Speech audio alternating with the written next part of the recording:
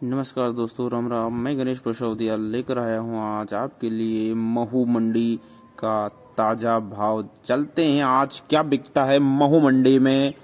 गेहूं देख सकते हैं, ढेरों ट्रैक्टर ट्रॉली लगे हुए हैं। देखते हैं क्या बोली लगती है गेहूं की। तो चलिए वीडियो को अंत तक देखिएगा। चलिए देखते हैं आज महू मंडी का गेहूं का क्या रेट चल रहा है। पहुंचते हैं नीलामी की जगह। ढेरों ट्रैक्टर ट्रॉली लगे हुए हैं।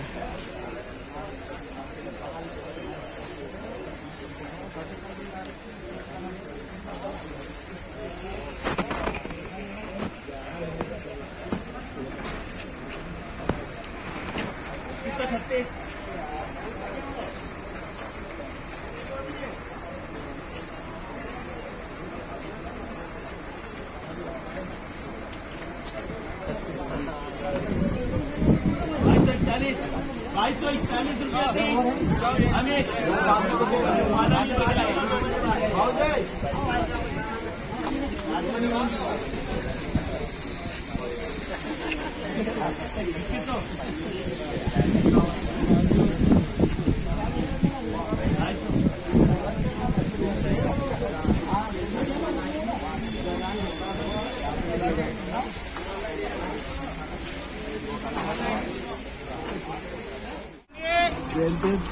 उन्नीस सौ 40 41 बहुत बड़ा हो गया। 43